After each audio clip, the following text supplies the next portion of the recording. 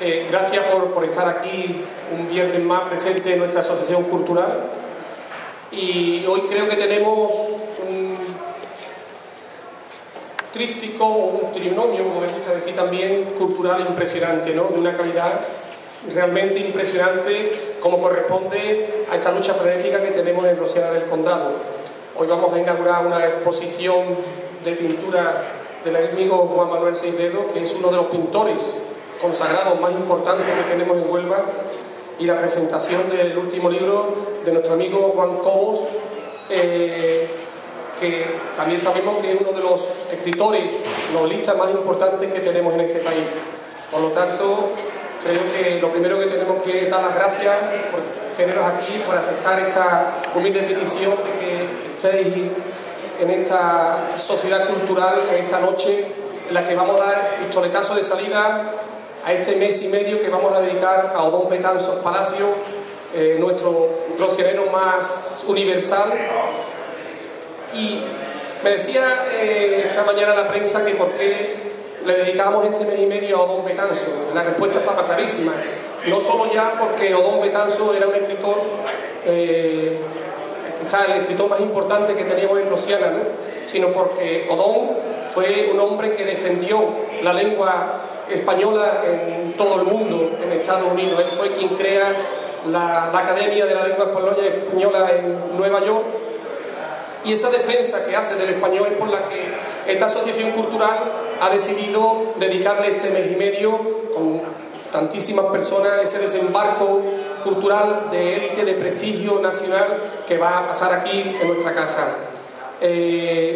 Consiguiente, me agradaría que de viva voz, los que estáis aquí, digáis en Rosiana que a lo largo de este mes el desembarco, digo, de escritores, músicos, programas de radio que vamos a tener a nivel nacional es un prestigio que hay que saber saborearlo con tranquilidad, porque estas personas lo único que consiguen es darle un prestigio impresionante a un pueblo que está luchando de forma titánica en los últimos años en pro de la cultura con mayúscula, como yo digo. Me voy a extender muy poco más. Voy a darle la palabra al amigo Juan Manuel para que nos comente su obra pictórica que tenemos aquí, la relación de él con Odón y de su creación pictórica con Odón. ¿Sí? Hola, sí. Bueno, buenas tardes antes que nada. Muchas gracias al casino. Muchas gracias a José Antonio por haberme hecho la propuesta, que yo estoy encantado, y gracias a todos los que estáis aquí. Yo creo que los pueblos tienen su cultura. Hablar de una cultura distinta, la cultura es muy difícil de definir, no hay un consenso realmente. Todo lo que es vida desarrolla para mantener esa vida una serie de usos, de técnicas, y los pueblos tienen la suya, que es muy importante. Quizás esté más encasillada en la artesanía, pero de todas formas, evidentemente hay otro tipo de cultura que se desarrolla en otros lugares, es mucho más sofisticada, ni más ni mejor ni peor, distinta. Y está muy bien ese esfuerzo que en este caso hace el casino y José Antonio para traer esa otra cultura, que está bien, porque la cultura cuanto más mejor. Además la cultura es una excelente catalizadora de emociones. No hay un buen arte si no hay una buena emoción. Una buena emoción y una buena cabeza para controlar y conducir esa emoción. La emoción de por sí, pues bueno, uno la pone en el fútbol, otros la ponen en las cosas bélicas, las religiones, y también en el arte. Y el arte es una forma de conducir esas emociones muy digna, muy aprovechable y beneficiosa para la sociedad. Bueno, en ese sentido, estoy encantado de estar aquí y encantado de que vosotros también estéis ahí compartiendo este tema. La exposición, por supuesto que es un homenaje a Odón, no son cuadros hechos para homenajear a Odón, pero el hecho de que estén aquí es porque yo quiero sumarme a ese homenaje. Tuve la dicha de conocer a Odón cuando yo era muy joven. Mi padre tenía una taberna donde yo trabajaba como un tonto y fregué miles de vasos allí, y a la vez también tenía allí un cuartito donde pintaba y hice mis primeras cositas. Y un día apareció por allí un señor que le interesaba la pintura, me puso contentísimo, le interesó mucho por lo que estaba haciendo. Y bueno, luego supe que era Don Betanzo. Yo no sabía entonces, porque era muy crío, el alcance que tenía esta persona culturalmente, ni que vivía en Nueva York, ni que había fundado allí la Real Academia de la Lengua. Pero bueno, surgió una amistad. Él empezó a venir continuó asistiendo a las reuniones, porque él venía esporádicamente a Huelva en aquella época. Concurrió muchas veces en unas jornadas que hacíamos en el Bar Santa Fe, donde pues allí fue un poco un incipio de una cultura post-franquista. Entonces la cultura estaba muy controlada en aquella época, no había nadie que se saliera del plato, y nosotros, que éramos un grupo de jóvenes, pues empezamos a intentar conseguir allí una cultura más libre, una cultura sin censura, si era posible. Y creo que algo se consiguió. Fue una de las primeras veces que se leyeron en Huelva cosas de Miguel Hernández. Bueno, Potón se sumó a esta tertulia cada vez que venía. Bueno, y de ahí surgió una amistad muy grata. Él me regaló algunos libros suyos, yo le regalé algunos dibujos que los tenía en su casa de Nueva York.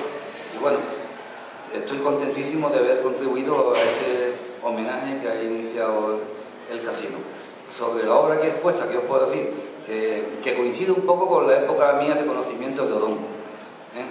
Hay cuadros aquí que, bueno, he cometido un error en esta exposición, pues yo soy muy despistado. Muchas veces se me olvida hasta firmar los cuadros, y aquí se me ha olvidado poner las cartelas de los cuadros. Una cartela que prometo subsanar este defecto pronto, traerla y ponerla, ¿no? Donde suele figurar las fechas, las medidas, en fin. Yo os doy una idea generalizada de lo que aquí se expone. Esa obra de ahí, menos este cuadro negro, es de los años 70, más o menos. Aquí se llama Máquina de hacer fronteras. Yo siempre he estado muy preocupado con el tema de los nacionalismos. Siempre he creído que la persona es un ser universal, por eso me molestan tanto los nacionalismos. Y un poco yo por ahí, eso hay que explicarlo, porque claro, evidentemente en el cuadro no se ve. Este otro cuadro más grande, que se llama Trampa para un lince, es un cuadro que se hizo con motivo de una exposición, una jornada que se hicieron, que fueron las primeras jornadas ecológicas que se hicieron en Huelva. Era contra la contaminación que ya empezaba a notarse en la ciudad. En principio todo el mundo estábamos encantados de que surgiera chimenea, nos hacía falta chimenea porque no había trabajo en Huelva, pero nadie sabía lo que venía detrás de las chimeneas, hasta que las chimeneas empezaron a cagarse en la ría y empezaron a soltar lo que ya todo el mundo sabemos. Y eso generó pues que una serie de gente, entre los que estaba José Ramón Moreno, en fin, y todos los que nos ocupamos del arte en aquella época, hicimos y contribuimos a esa jornada que se hizo en la Casa de la Cultura de Huelva. Y ese cuadro, que se llama Trampa para un lince, lo saqué, bueno, perdona si os canso un poco contando la historia, pero vamos. Cuando yo andaba por Bruselas intentando meterme en el mundo del arte y aprendiendo, no tenía un duro, tenía en el bolsillo un poco de dinero, y vi en un escaparate un libro en una librería que ponía Andalusí Sauvage, todo en francés, ¿no? Y digo, coño, Andalucía salvaje. Y digo, pues eso voy a ver qué va. Y me veo allí Almonte, El Rocío. Pues este libro lo compro yo y toda la fauna que había entonces, ¿no? Y ese libro, que lo tuve durante mucho tiempo, con mucho cariño, fue con el que mis hijos aprendieron a amar la naturaleza. Me lo destrozaron, lo pintaron y eso, pero bueno, cada uno ya tiró ese camino y sigo amando la naturaleza, y mis hijos también. Y de ahí saqué esas fotografías de los linces que aparecen en ese cuadro, que luego lo utilicé para el tema ecológico, que venía muy bien, pues es Trampa para los linces. Bueno, este último cuadro así en blanco y negro, que es por donde yo voy ahora mismo, es una obra más abstracta, es ya un principio de abstracción, porque normalmente en el arte no importa lo que se dice, sino cómo se dice, porque una misma cosa se puede decir de 20.000 maneras: bastarda, estúpida, tonta, interesante, emocionante. Ese es el arte en definitiva, y bueno, este tema me ha preocupado mucho, esta dicotomía entre el hacer y el cómo se hace, el cómo se dice, y cada vez he ido eliminando más la anécdota, he ido eliminando más lo que se cuenta, y al final te quedas con una abstracción que muchas veces a lo mejor se pasa a uno, a lo mejor no ha suficientemente entendido, pero bueno, es lo que es el desarrollo de cada uno, y ahí está, y poco más puedo decir, nada más que volver a reiteraros las gracias.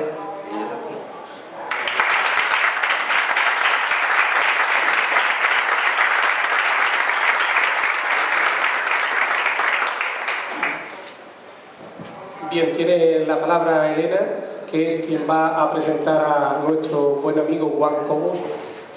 Adelante, Elena. Gracias. Bueno, buenas, no sé si se escucha, ¿no? Esto está... Ok, buenas tardes a todos, yo estoy encantadísima de estar aquí, soy periodista de Huelva y vengo a acompañar a mi amigo Juan. Es un placer por segunda vez acompañarlo en esta provincia para presentar su obra, su última novela. Después de 8 años retirado del mundo de la novela, Pan y Cielo vuelve a emocionarnos como ya lo hiciera. Ustedes ya lo conocen, ya estuvo aquí presentando El corazón de la tierra, que es la obra por la que más se le conoce quizás a Juan Cobos Wilkins, ¿no? Es una obra con la que este señor que tengo aquí a mi lado ha sido capaz de emocionar. Hablábamos de poco más de 500.000 de personas en toda la comunidad hispanohablante. Ahí es nada, ¿no? La importancia de esa capacidad de saber emocionar en un registro que quizás es un poco más fácil para hacer emocionar, para hacer llorar, pero aquí Juan Cobos Wilkins en Pan y Cielo también sabe emocionar con un registro completamente distinto que seguramente ustedes lo conocen, que es el humor, que es también pan de la vida, ¿verdad, Juan? Para mí, sobre todo, me empieza a emocionar, se lo digo desde antes de leer esta obra. Una de las magias de esta obra, de las claves de esta obra, es que sorprende antes de abrirla, y esto me ha pasado a mí con muy pocos libros en mi historia de lectora en mi vida, ¿no? Soy muy joven todavía, me queda todavía mucho, pero... Y les digo que, no sé si ustedes conocían antes de saber algo sobre Pan y Cielo, que en Huelva tenemos un santo sindicado. No sé si lo sabían, pero yo lo conocí gracias a Juan. Tenemos un santo que es el número 1 de la Unión General de Trabajadores de la UGT, que es San Antonio Abad, y que a mí me gustaría que Juan nos explicara cómo se enteró de esto y que él mismo nos explique cuál ha sido el punto de partida para que al final todos conozcamos esa historia del santo de Trigueros. Juan, ¿cómo te enteraste de esta historia que es muy desconocida pese a lo llamativo del asunto? Buenas tardes, gracias por su asistencia. Y antes de responderte, Elena, pues quiero también dar las gracias, además de vosotros que acabo de hacerlo, a José Antonio por su invitación y compartir el placer de una mesa común con mi amigo Juan Manuel Seidedo, al que quiero y admiro a partes iguales.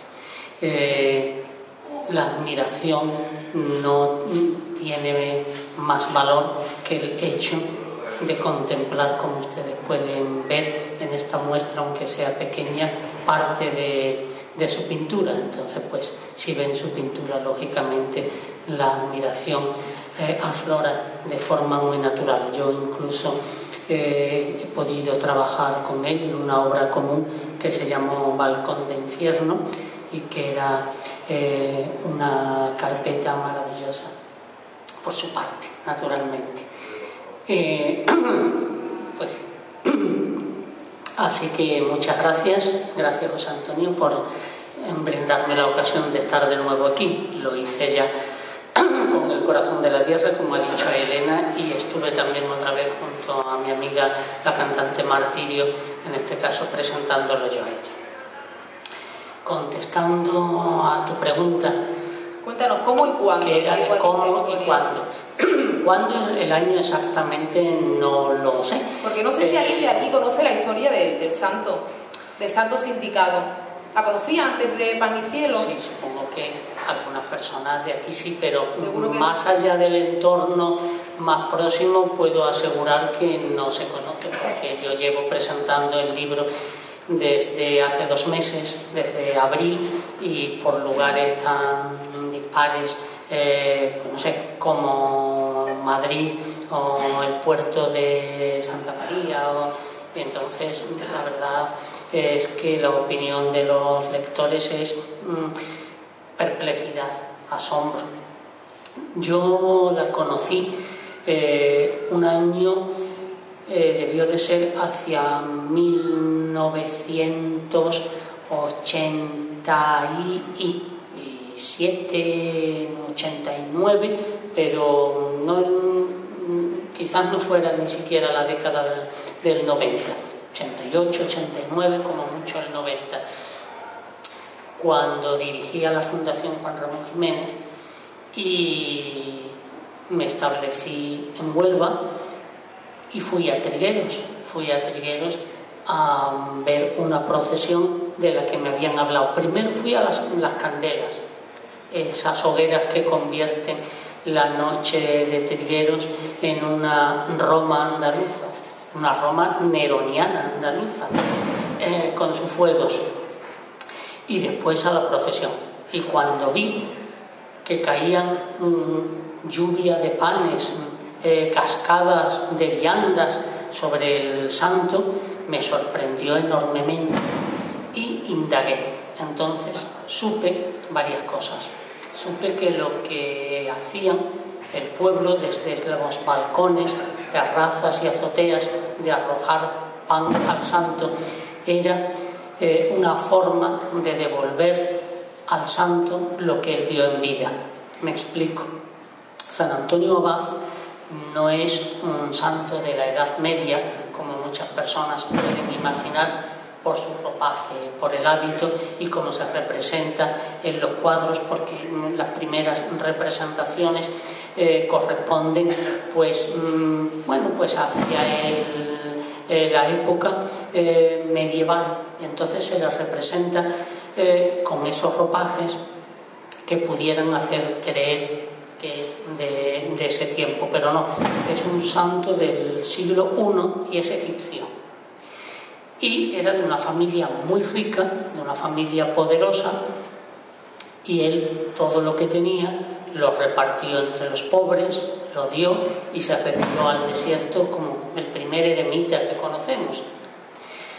Entonces, en Trigueros consideraron que se había repartido todo entre los pobres, siendo de familia, como digo, muy rica, y él se había quedado con lo puesto prácticamente, pues que era un santo del pueblo, comprometido socialmente, y que era un santo que en aquel momento el sindicato obrero por excelencia era la Unión General de Trabajadores, y lo consideraron uno de los suyos, alguien que es del pueblo y que ha dado al pueblo lo que tiene. Entonces lo afiliaron con el número 1 y hay un carnet. Bueno, no sé si hay, porque parece que desapareció, aunque hay otras personas que dicen que alguien puede tenerlo guardado, no lo sé. Se afilió por una razón muy interesante. Muy interesante, y entonces le pusieron nombre en la ficha del sindicato, pone nombre Antonio, apellido Abad, profesión santo, edad 101 años y además las cuotas, el pueblo de Trigueros tuvo la deferencia de pagar las cuotas entre todos al número 1 de la UGT, que era San Antonio Abad de profesión santa. Así es. Entonces a mí eso me sorprendió muchísimo y me pareció muy interesante, y se lo comenté un día a mi amigo el director de cine Antonio Cuadri cuando estaba rodando El corazón de la tierra.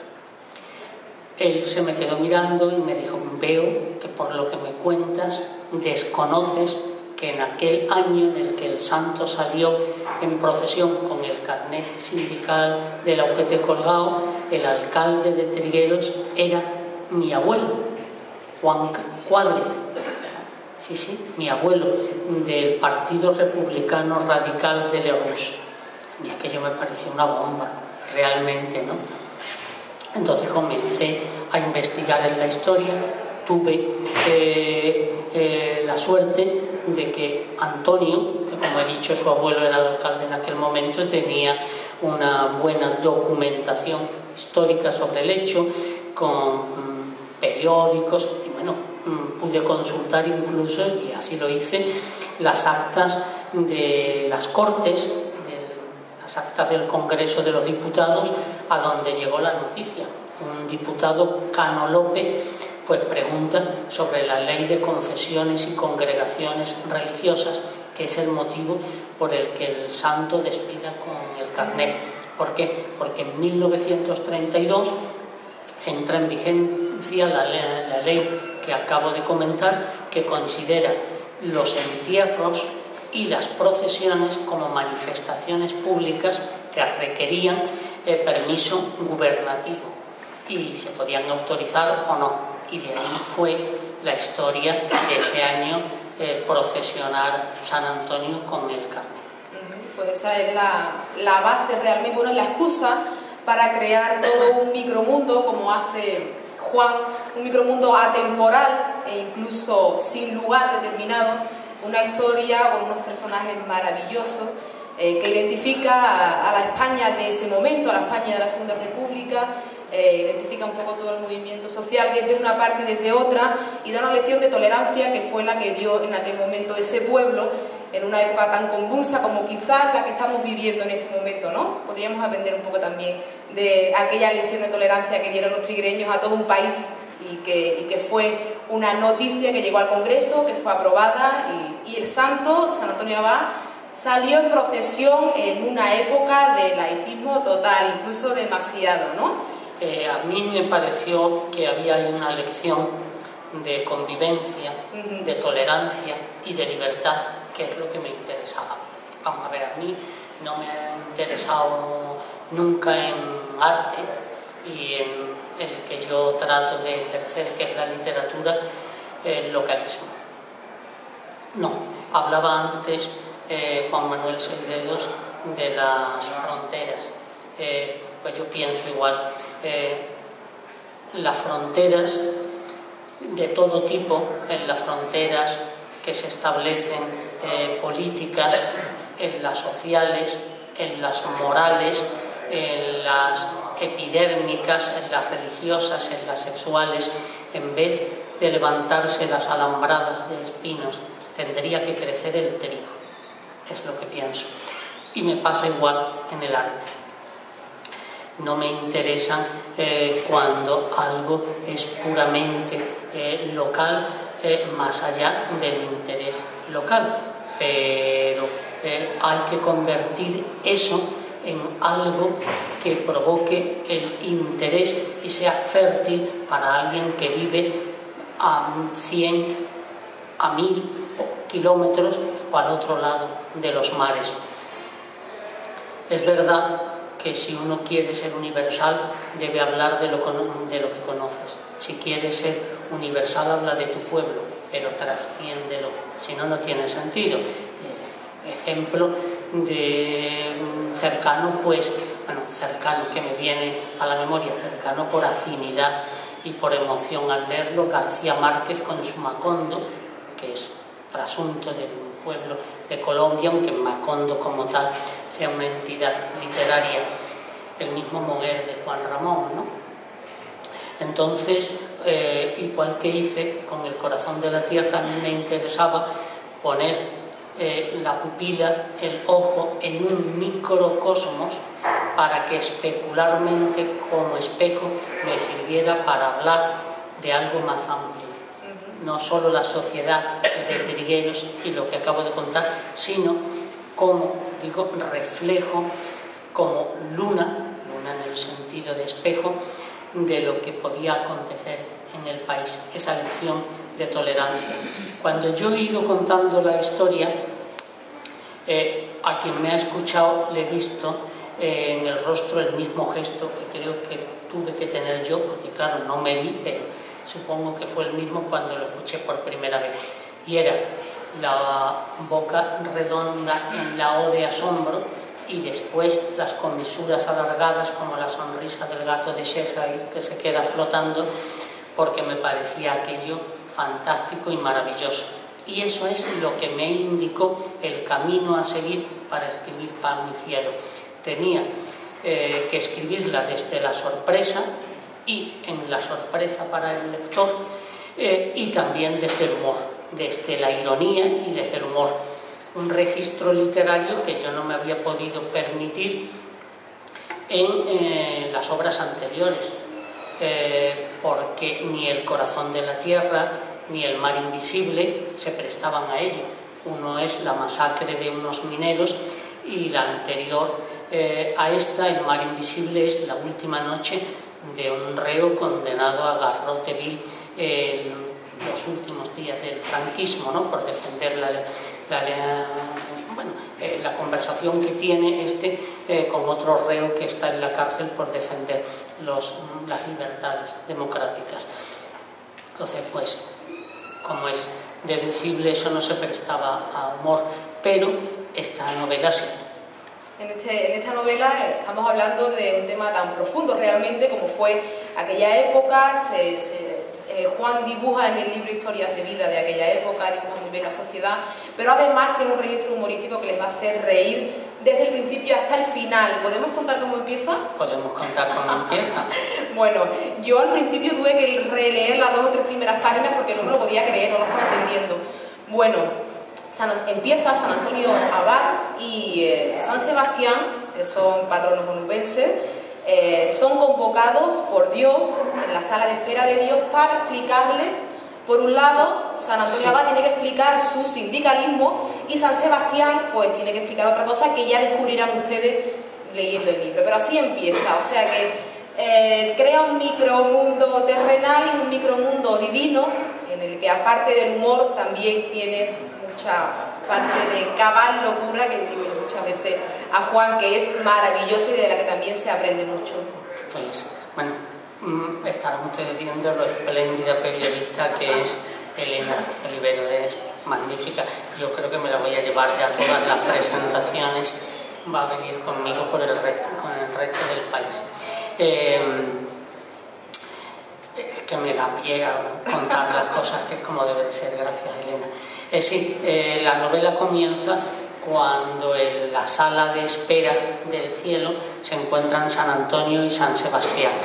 Dios los llama a consultas, porque bueno, ¿cómo es eso de que San Antonio esté afiliado a la UGT?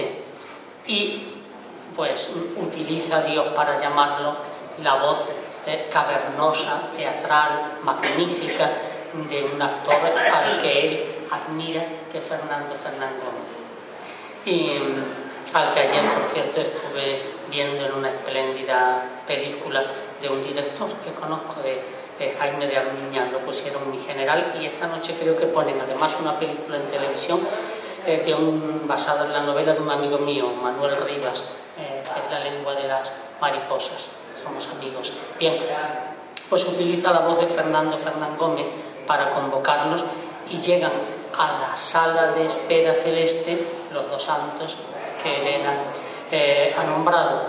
Y es la sala de espera, bueno, pues ellos están, no sé si acojonados, porque los santos no sé si pueden estar así, pero acongojados por lo menos sí están. Y como cuando uno está en la de un dentista o en la de un abogado, pues una mesa, unas revistas para ojear suele haber en las de los dentistas o en las de una peluquería, pues de deportes y de cotilleo. Pero claro, en la del cielo hay otro tipo de revistas, por ejemplo está el Observatorio Romano, ¿no? Y ellos están allí temiendo el momento de tener que dar testimonio ante yo soy el que soy, ante Dios, de uno porque está afiliado a la UGT y el otro, bueno, también hay que descubrirlo, no vamos a revelarlo todo. Y San Sebastián, que es más dicharachero, más enrollado y que está más al loro de las cosas que pasan, porque son conversaciones claro, uno tiene el lenguaje como he dicho, más enrollado y más alternativo, que es el de San Sebastián, y San Antonio pues es todo un señor más decimonónico. Y discuten sobre, al principio, pues de las cosas celestes en ese caso, porque en el cielo ha aparecido, por ejemplo, una pintada que tiene revolucionado a todo el personal, no sé si decirlo, porque más bien es de ánimas, al animalario celeste, es una pintada que ha aparecido en el cielo que pone el cielo para quien lo trabaja, por ejemplo, cosas de ese tipo. Y San Antonio descubre que San Sebastián se le da muy bien contar historias y le pide que le ayude a adobar la suya ante Dios, porque tiene entendido que a Dios le gusta que le cuenten las historias extendiéndose. Él está aburrido de ser siempre el que habla, bueno, pues desde dictar los mandamientos hasta los sermones, hasta el Antiguo Testamento, y él ahora ya un poco casi como Sherezade, pues prefiere que le cuenten historias. Pero sin embargo San Antonio es muy sota, caballo y rey, y lo único que se le ocurre es decir, sí, me han afiliado a la UGT por esto y por esto y por esto, lo que yo acabo de contar. Y a eso le falta chispa, le falta el cosquilleo, y le pide a San Sebastián que le ayude basándose en unos hechos reales, que son los que hemos contado, pero que le ayude a construir su historia para cuando esté ante la presencia divina, su explicación tenga más enjundia, se entretenga el Todopoderoso, porque claro, como Dios lo conoce todo, pasado, presente y futuro, pues es un poco de aburrimiento. Si tú sabes absolutamente todo, pues la verdad pierde un poco. A veces desconecta, ¿no? Desconecta, esa es una de las teorías. Ellos piensan que Dios desconecta para de vez en cuando sorprenderse, y de esa desconexión celeste nace el libre albedrío del ser humano. Bueno, pues le pide a San Sebastián que lo ayude, y San Sebastián, basado en los hechos reales y además en la documentación que aporta San Antonio Abad, construye una historia que es realmente el grueso del libro. El encuentro que he dicho entre ellos en la sala celeste ocupa unas 25 páginas, y de las 266 que tiene el libro, y prácticamente el resto es sobre el esqueleto de lo que realmente aconteció, la tarea de un creador, de un novelista, de un pintor, de un fotógrafo, de un músico, sobre una base crear el entorno, y lo que es la cita de Aristóteles con la que se abre la novela, que es: debe el arte dar cuerpo a la esencia invisible de las cosas y no copiar su apariencia, que es algo dicho hace tantos siglos, pero que yo sigo firmando en nuestros días. Dar cuerpo a la esencia invisible y no copiar su apariencia. Si te parece, pues vamos cerrando esta presentación. A mí me gustaría también, siempre lo hice la primera vez y me gusta porque me parece una frase maravillosa, porque Juan en este libro, aparte de hacer todo esto, de hacernos reír, de hacernos un poco llorar también de vez en cuando, de enamorarnos de los personajes, aparte de eso, este libro también es una reivindicación de la literatura como pan del hombre, como pan del cuerpo, como pan del espíritu, como la cultura como parte fundamental de todas las sociedades, como lo que hacen aquí estos señores con el Casino de Rociana, ¿no? Y entonces, una de las últimas frases de Juan del libro es que la literatura es fundamental para la vida del ser humano, porque la realidad solo le basta a los idiotas. Así que es maravillosa esa frase, y como todo, como el resto de toda la historia que tienen ustedes que leer, indudablemente. Gracias. Pues muchas gracias. Decía Federico García Lorca que si él no tuviese nada y se viese abocado a pedir en la calle, no pediría un pan, sino pediría medio pan y un libro. Algo a lo que yo me sumo también. Les doy las gracias por haber escuchado mi presentación, y no sé si hay libros, si alguien tiene interés, yo no sé si hay aquí libros a la venta, pero bueno, si los hay y lo quieren adquirir, pues yo con mucho gusto a continuación se lo firmo. Muchísimas gracias.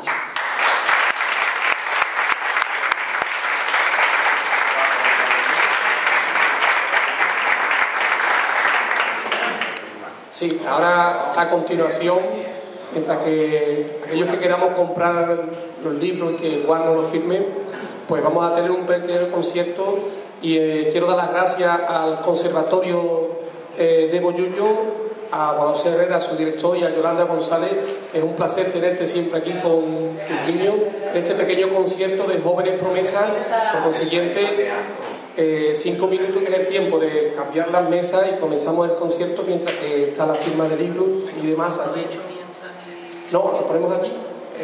¿Vale? Exactamente, exacto. Venga, gracias.